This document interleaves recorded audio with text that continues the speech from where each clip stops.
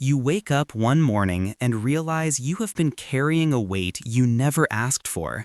Not the weight of responsibility or failure, but something deeper, older, something woven into the fabric of your being. It is the weight of consciousness itself, the unbearable gift of knowing you exist while simultaneously knowing you will cease to exist. And in that moment, lying in bed with the morning light tutting through your window, you understand something the universe spent billions of years hiding from itself. That to be alive and aware is to suffer beautifully, tragically, inevitably. This is not a defect in your psychology. This is not something therapy can fix or medication can numb away completely. This is the cost of being human, the price evolution never warned us about when it granted us the ability to think about thinking, to feel about feeling, to dread about dreading. We are animals who became conscious enough to question our own existence, and in doing so, we became the only species cursed with the knowledge of our own meaninglessness. The hopelessness you feel is not weakness, it is clarity. It is your nervous system finally recognizing what it has always been, a temporary arrangement of matter that learned to fear its own dissolution. Let me take you back 4 billion years to a planet covered in toxic gases and violent storms, where the first replicating molecules began their blind journey toward complexity. These molecules did not want to exist. They had no desires, no fears, no concept of self. They simply copied themselves because the laws of chemistry allowed it, and those that copied successfully continued, while those that failed dissolved back into the primordial soup. For billions of years, life was mercifully unconscious.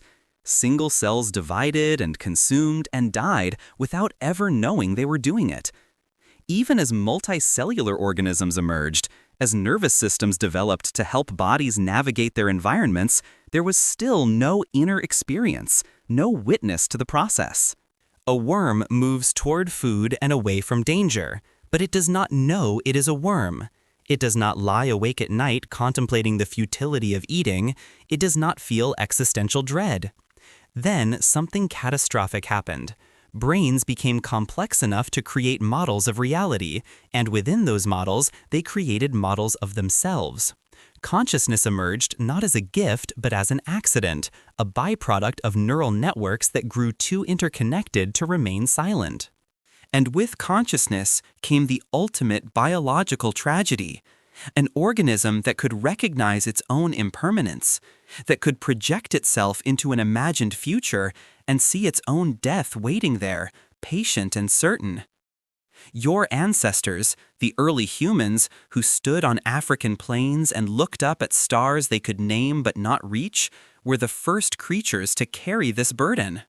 They were the first to bury their dead with ceremony, the first to create art that would outlast their bodies, the first to ask why. And that question, that simple 3-letter word, became the source of all human suffering and all human meaning. Because consciousness does not just give you awareness of the present moment, it gives you the past to regret and the future to fear. It gives you the ability to imagine things that do not exist and then suffer because they remain unreal. It gives you the capacity to compare your life to others, to measure yourself against impossible standards, to feel inadequate in ways no other animal can comprehend. A gazelle running from a lion experiences pure, clean terror, but the moment the lion gives up the chase, the gazelle goes back to grazing.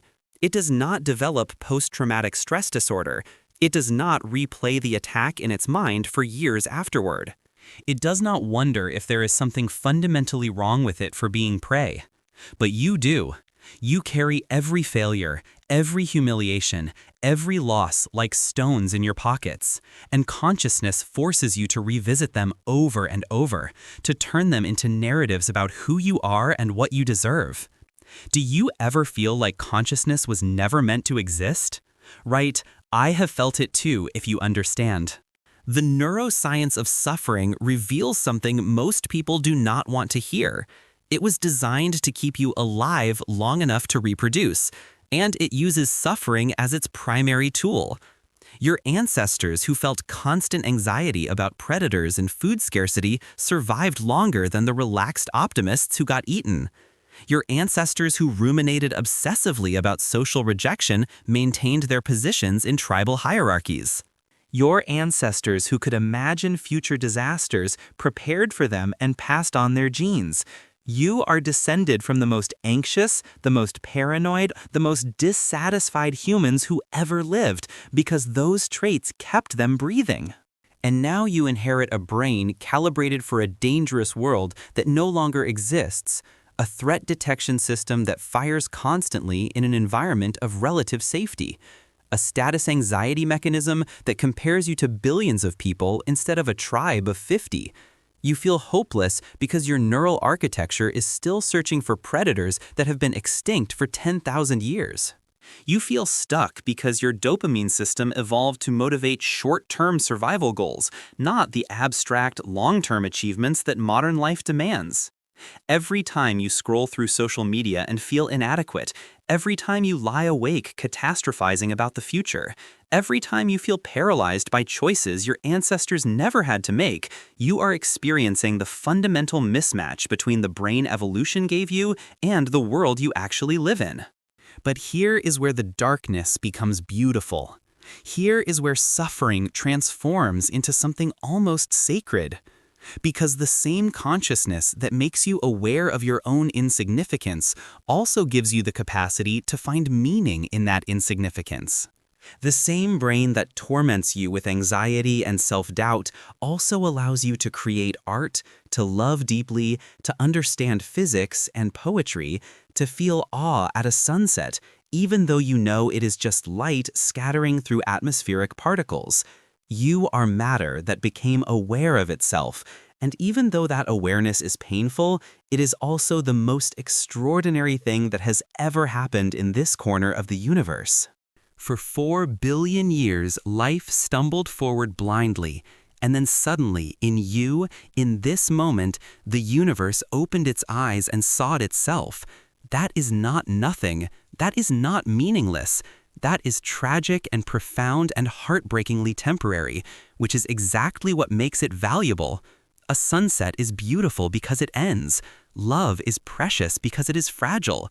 Your life has meaning precisely because it will one day be over. If you existed forever, nothing you did would matter because you would always have time to do it again differently. But you do not have forever. You have decades if you are lucky, years if you are not. And that limitation is what transforms mere existence into something urgent and irreplaceable. The hopelessness you feel is not the end of your story. It is the beginning of wisdom. It is the moment when you stop expecting the universe to provide you with purpose and realize you must create it yourself. Evolution gave you consciousness, but it did not give you a script.